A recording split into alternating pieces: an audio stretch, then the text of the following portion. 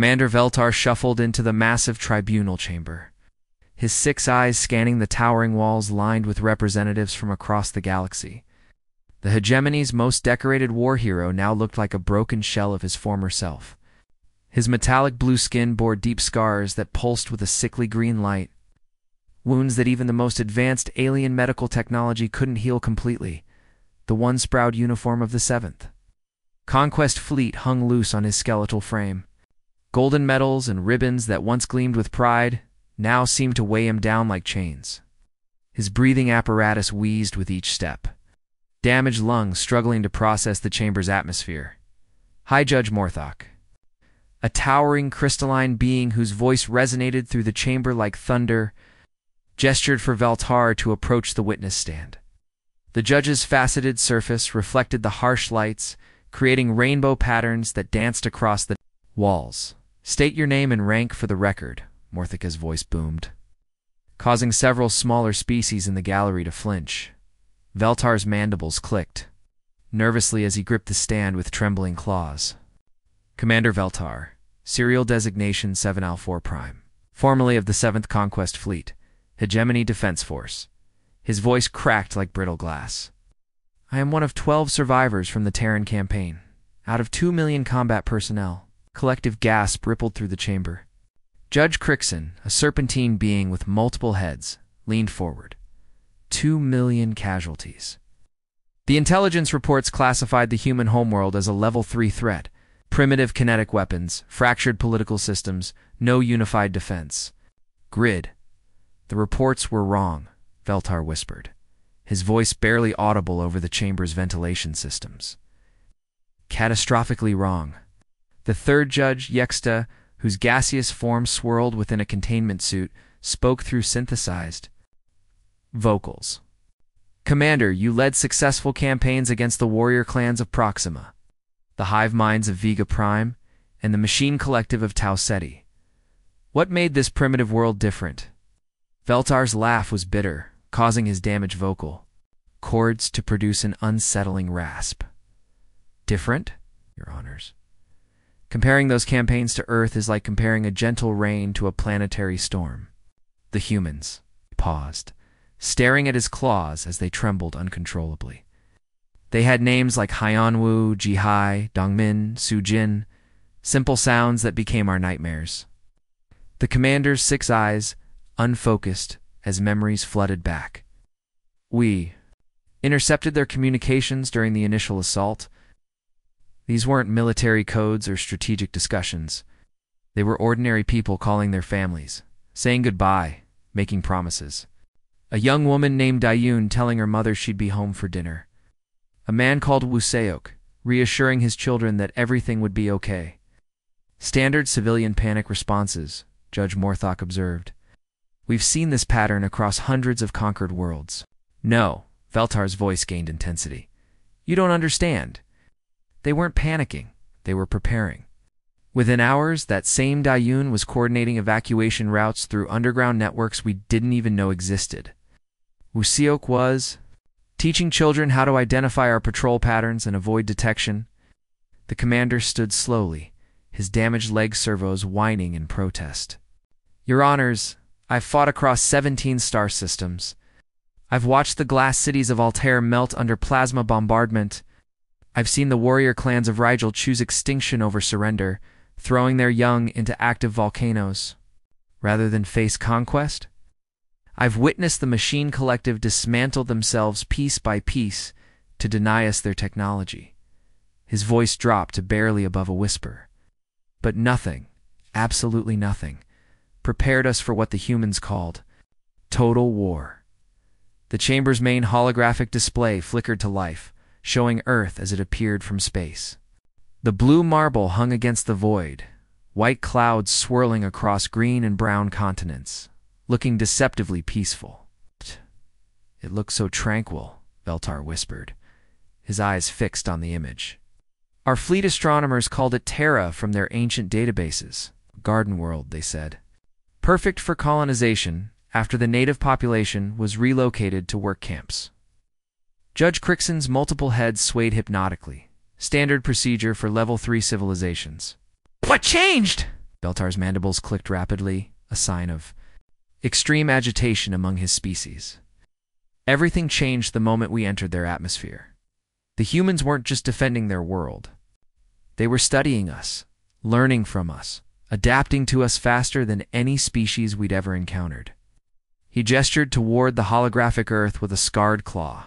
We thought we were looking at a primitive world ripe for conquest.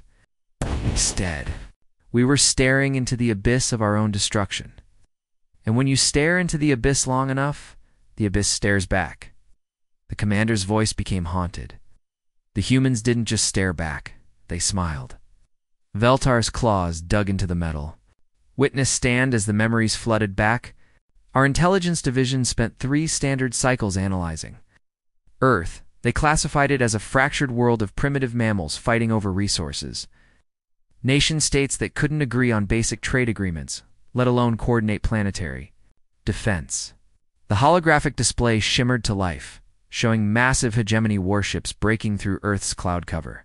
Each dreadnought stretched over 2 kilometers long, their hulls bristling with plasma cannons and particle beam arrays. They descended like metallic mountains falling from the sky. Look at our formation. Veltar gestured weakly at the display. Perfect invasion protocol. Primary assault ships targeting major population centers. Support vessels jamming primitive radio signals. Command ships maintaining orbital superiority. We'd used this exact strategy on 47 worlds. Judge Morthok's crystalline form pulsed with interest. Standard Level 3 pacification procedure. What went wrong? Everything. Veltar's voice cracked. Within minutes of entering their atmosphere, we detected something impossible. The humans were talking to each other. Not their governments. Not their military commanders. Regular people with names like Taehung and Najin were somehow coordinating global defense networks. The display zoomed in on Earth's surface, showing communication networks lighting up like neural pathways across continents. Signals bounced between cities, countries, and continents faster than the hegemony's jamming systems could block them. A farmer named Dong Wook in their Korean peninsula was relaying tactical information to someone called Maria in their American continent. A teacher named Subin was coordinating with a mechanic called Giuseppe on the other side of their planet. They were using something they called the Internet to turn their entire species into one massive intelligence network. Veltar's mandibles clicked rapidly. Our first mistake was assuming their fractured governments meant a fractured species. We were wrong, dead wrong. The holographic scene shifted to show the first human transmission. A young man appeared on screen, sitting in what looked like a broadcasting studio while explosions lit up the windows behind him. The transmission came from someone called Min Ho in their Seoul Metroplex. Our translation computers expected surrender terms or pleas for mercy. Instead, he looked directly into our monitoring systems and said, "Dot." Veltar paused, his voice dropping to a whisper. "You picked the wrong species to mess with." Ripple of nervous laughter echoed through the tribunal chamber from some of the smaller species representatives. "We laughed too," Veltar continued, his eyes growing distant. Admiral Krexter himself found it amusing. Primitive bravado, he called it. They'll change their tune after the first demonstration of superior firepower. The display showed hegemony plasma cannons opening fire. On major cities, brilliant green energy beams lanced down from orbit, striking military installations and government buildings. Massive explosions bloomed like deadly flowers across the urban landscapes. Standard shock and awe tactics, Judge Crixon observed, with his multiple heads, demonstrate overwhelming superiority, break their will to resist. That's what we thought would happen. Veltar nodded grimly. Instead, look at their faces. The holographic footage zoomed in on human civilians during the bombardment. Instead of terror and despair, the images showed something else entirely. Determination, anger, and strangest of all, rapid adaptation. See that woman there? Haewon, a hospital administrator. While plasma fire rained down on her city, she wasn't screaming or hiding. She was organizing civilian evacuations through subway tunnels we didn't even know existed, using handheld communication devices to coordinate with rescue teams across the entire metropolitan area. The scene shifted to show a man leading a group of children through collapsing buildings. That's Jae Sung, a schoolteacher. His own classroom was burning around him, but he wasn't abandoning those kids. He was teaching them escape routes, showing them how to identify safe structures, turning a disaster into a learning experience. Judge Yexta's gaseous form swirled more rapidly. Admirable courage, but ultimately meaningless against superior technology. That's what we thought. Veltar's laugh was bitter. 6 hours into the invasion, our equipment started malfunctioning. Weapons that had never failed were suddenly jamming. A human named Bo Young had somehow gotten her hands on one of our fallen soldiers' plasma rifles. Not only had she figured out how to operate it, she'd taken it apart and was broadcasting the technical specifications across their global network. The display showed grainy footage of humans in underground workshops, their hands moving with surprising skill as they assembled crude but functional copies of alien weapons. 12 hours later, Jin-A, a factory worker from their Busan region, had retooled an automobile manufacturing plant to mass-produce plasma rifle components. Their assembly lines were churning out weapons faster than our own armories. Veltar stood shakily, pointing at footage of humans installing strange devices on communication towers. By day 3, Wujin, barely out of their educational system, had weaponized their communication satellites. Our fleet coordination was being jammed by the same species we thought didn't even have proper spaceflight. The commander's voice grew heavy with dread. We realized we weren't fighting a primitive species. We were at war with an entire world. That treated our superior technology as nothing more than a learning opportunity. Every weapon we deployed, they studied. Every tactic we used, they countered. Every advantage we thought we had, they turned against us. The holographic battle scenes now showed human resistance fighters moving through urban environments with captured alien weapons. Their movements coordinated and efficient. They didn't just fight back, Veltar whispered, his 6 eyes reflecting. The horror of his memories, they evolved. Veltar's breathing grew labored as he recalled the darker memories. Week 2 was when everything changed. We thought we had one. Our forces occupied every major human city. Their governments had either fled or been destroyed. Their military installations lay in ruins. By every metric we knew, Earth should have surrendered. The holographic display showed hegemony troops patrolling empty human streets. Massive alien soldiers in powered armor moved cautiously through urban landscapes, their weapons scanning for threats that never seemed to materialize. But the humans just vanished, Veltar continued, his mandibles clicking nervously. One day the streets were full of refugees and civilians. The next, the cities were ghost towns. Our sensors detected life signs, but we couldn't find them.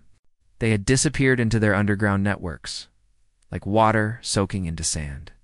Judge Morthok leaned forward, his crystalline surface reflecting the display's light. Underground networks? They're subway systems and sewers, Veltar explained.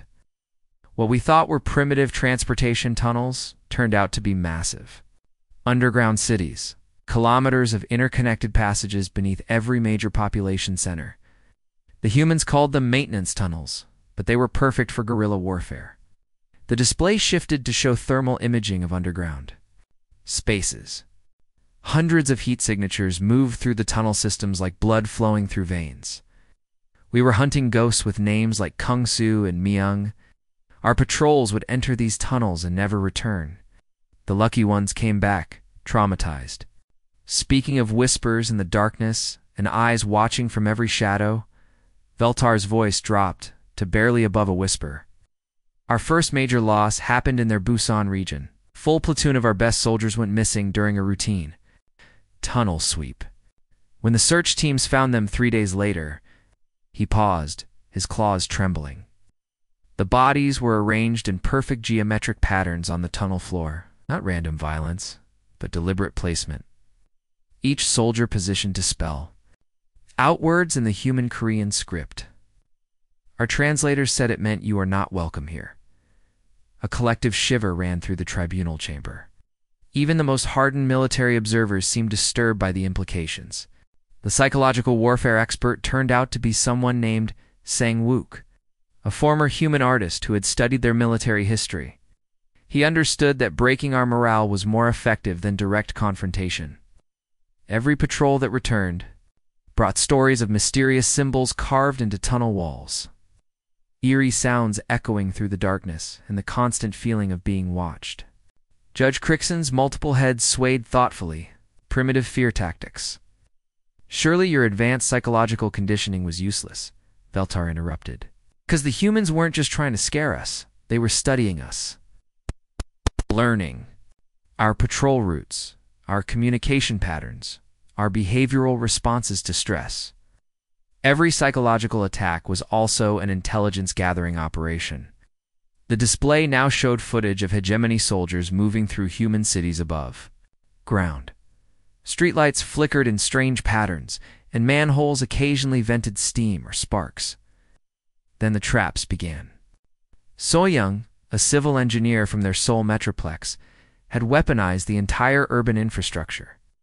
She turned their cities into massive death mazes designed specifically for us. Veltar began pacing, his damaged legs servo whining with each step. Manholes became plasma grenade launchers triggered by our footsteps. Traffic control systems coordinated ambush points, switching lights to direct our patrols into kill zones. Even their waste disposal bins were rigged with explosives, timed to detonate when our sensors detected them. But how? Demanded Judge Yexta, his gaseous form swirling rapidly. How did primitives master such sophisticated traps? Veltar's laugh was hollow and bitter. That's exactly what we kept asking ourselves. How could a species that barely had spaceflight create weapons that challenged our most advanced technology? The answer was terrifying in its simplicity. He stopped pacing and faced the tribunal directly. They weren't primitives. We had fundamentally misunderstood what we were dealing with. While other species developed advanced technology to solve their problems, humans had spent thousands of years learning to solve problems with whatever they had available. The display showed historical footage of human conflicts throughout their history. Ancient battles, medieval sieges, modern warfare, all showing the same pattern of adaptation and innovation under pressure. Their entire evolutionary path had been one continuous preparation for exactly this kind of war. They were a species that had learned to turn disadvantage into advantage, to see every limitation as a puzzle to be solved. New footage appeared showing young humans in underground workshops. Faces like Hyojin and Seogin, barely into adulthood, coordinating resistance operations with precision that impressed even hegemony military strategists. By month 2, they had captured enough of our equipment to outfit entire battalions. But they didn't just copy our technology, they improved it. Veltar's voice cracked with remembered fear. A human named Yunji, working in a converted subway station, had modified our plasma weapons to fire 30% faster than the originals. Another called Jun-ho developed armor plating that made our sensors think he was empty air. The tribunal watched in stunned silence as the display showed human fighters moving through combat zones like phantoms, their modified equipment giving them capabilities that exceeded their alien opponents. We started losing entire battalions to enemies we couldn't detect until it was too late. Our most advanced military technology was being outmatched by a species we had dismissed as backward savages. Veltar's 6 eyes reflected the horror of his memories. The hunters had become the hunted. Veltar's entire body shuddered as he gripped the witness stand tighter. Month 3 marked the turning point when we stopped being invaders and became prey. The humans had spent weeks studying us like insects under a microscope. They knew everything about us, while we knew nothing about them. The holographic display revealed a chilling transformation. Where once proud hegemony soldiers had marched confidently through human cities, they huddled behind barricades, their weapons pointed at every shadow. Their formation patterns had changed from offensive sweeps to desperate defensive circles. It began in the Enshin sector with a human named Daehyun. Our intelligence suggested he was just a dock worker, someone completely harmless. But this harmless human had been mapping our patrol schedules for weeks. He knew exactly when we'd pass through specific areas, which routes we preferred, even which soldiers were more nervous than others. Judge Morthok's crystalline form pulsed with a dim light. How could one primitive individual won? Veltar's bitter laugh echoed through the chamber. That was our fatal mistake.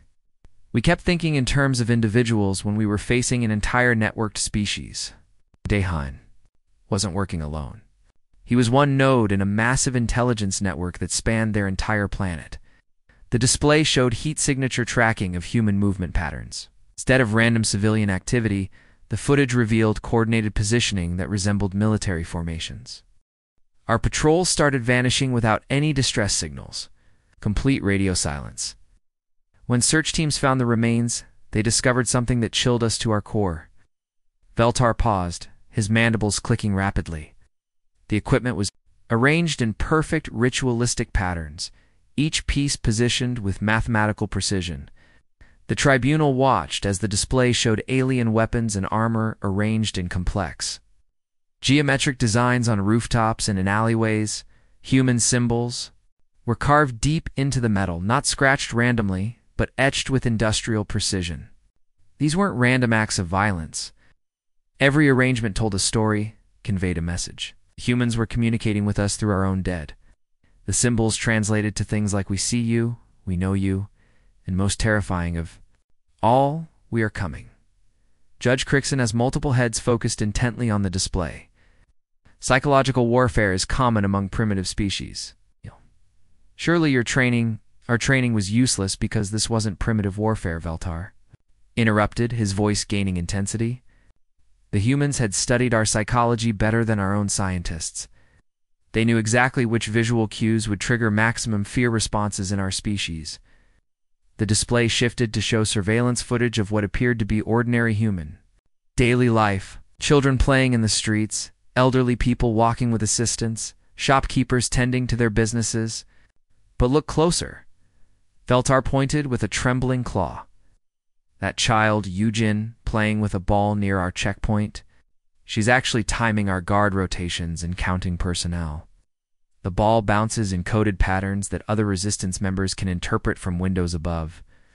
The footage zoomed in on the child's seemingly innocent game, revealing the mathematical precision of her movements. And that elderly woman, Sunya, struggling with her walking aid near our vehicle checkpoint.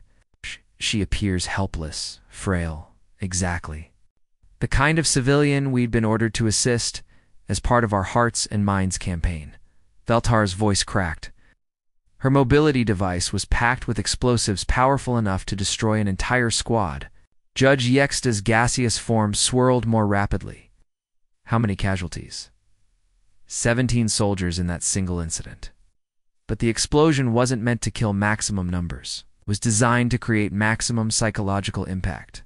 The blast left specific scorch patterns that spelled out more messages in their script. Every attack was also a communication. The display now showed night vision footage of hegemony command posts, heavily fortified positions that should have been impregnable to primitive assault. The real nightmare began when their special operations team started hunting our officers. Humans named Chanwu and Nari would infiltrate our most secure installations.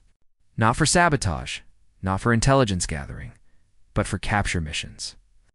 Veltar began pacing again, his damaged servos whining with each step. They would bypass all our security systems, disable our sensors, and extract high-ranking officers. Without triggering a single alarm, we'd wake up to find empty bunks and no trace of how they'd gotten in or out. But surely your superior technology could track these infiltrators, Judge Morthok observed. That's what made it so terrifying. They weren't using any technology we could detect. Chanwu turned out to be a former circus performer who specialized in what they called escape artistry. Nari was a computer programmer who had learned to think like our security systems and predict their blind spots. The tribunal chamber fell silent as the implications sank in. In month 4, we discovered the first research facility. Veltar's voice dropped to barely above a whisper. Hidden beneath their sole metroplex, we found our missing officers. They were alive, but they were being studied like laboratory specimens. The display showed sterile underground chambers filled with monitoring equipment and research stations. Humans named Dongwook and Mikyung, both former medical researchers, I've been conducting detailed biological experiments on our people. Not torture for information, but systematic scientific analysis. They were mapping our nervous systems, testing our pain responses, cataloging our psychological breaking points. Veltar stopped pacing and faced the tribunal directly. They were learning everything about our species, our anatomy, our psychology, our fears, our weaknesses. Every captured soldier became data for improving their anti-alien warfare techniques. His voice became haunted. We realized they weren't just fighting to defend their world. They were preparing to take this war to our worlds. They were building a complete tactical manual for fighting our entire civilization. The commander's final words hung in the air like a death sentence. We had become their research subjects for perfecting genocide. Veltar's entire frame shook as he approached the final part of his testimony. His 6 eyes had lost their once bright military gleam, now dulled by trauma and defeat. Month 6 brought the most humiliating moment in hegemony military history. Supreme Admiral Krexter himself transmitted the evacuation order from the flagship. Holographic display flickered to life, showing the massive hegemony fleet that had once dominated Earth's orbit. But now, instead of the proud formation that had arrived months earlier, the ships limped through space like wounded animals. Hull breaches scarred their surfaces, and several vessels trailed debris clouds behind them. This wasn't a strategic withdrawal or a tactical repositioning, Veltar's voice cracked. This was a panicked evacuation. 2 million of the galaxy's finest warriors fleeing from a world we had classified as primitive just 6 months earlier. Judge Morthok's crystalline surface reflected the battle damage visible on the retreating ships. What changed your fleet's combat effectiveness so dramatically? The humans happened, Veltar replied simply. By month 6, they weren't just using our technology anymore. They were creating weapons that made our equipment look like ancient relics. A human named Jiwoo, who had been working as a car mechanic before the invasion, had somehow built spacecraft engines that outperformed our most advanced propulsion systems.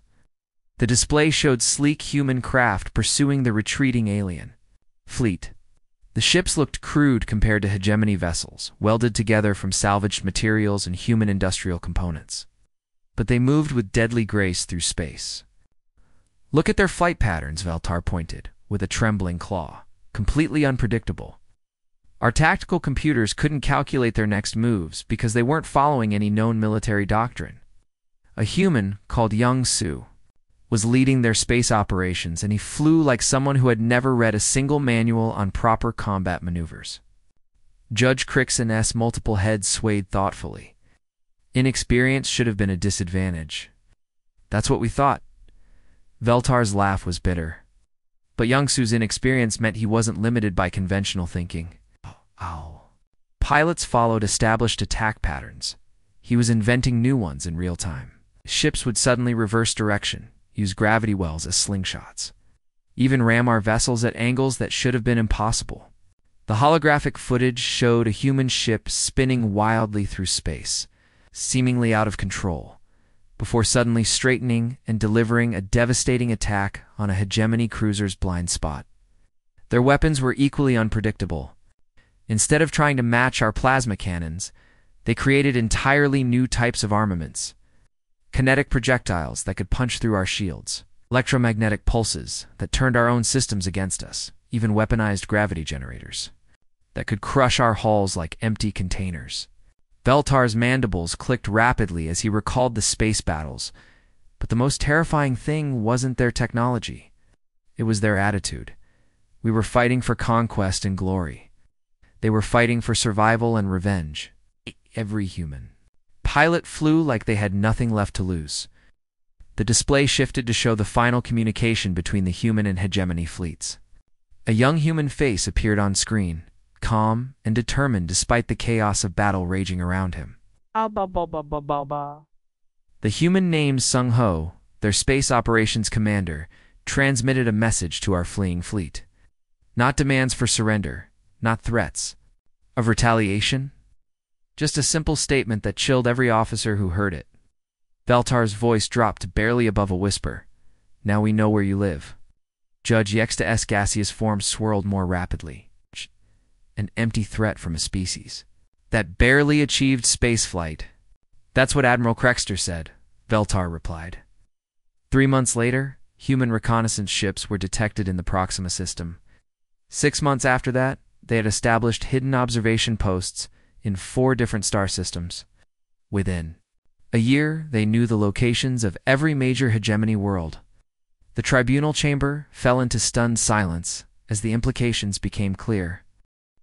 They weren't content with just driving us away from Earth, Veltar continued, his voice gaining strength. Were studying us the same way they had during the invasion, learning our trade routes, our military installations, our weaknesses. Every human ship that appeared in our space was gathering intelligence for something bigger. High Judge Morthok leaned forward, his crystalline form casting rainbow patterns across the chamber. Are you suggesting the humans pose a threat to the greater galactic community? Veltar straightened despite his injuries, his military bearing returning for a moment. I'm not suggesting anything, Your Honors. I'm warning you. The humans taught us that superior technology means nothing against a species that treats every defeat as a learning experience and every setback as motivation for improvement. He gestured toward the holographic display, which now showed star charts with human ship sightings marked across multiple systems. We thought we were conquering a primitive world. Instead, we gave humanity detailed intelligence about galactic civilization, advanced technology to reverse engineer, and most dangerously of all, a reason to expand beyond their home system.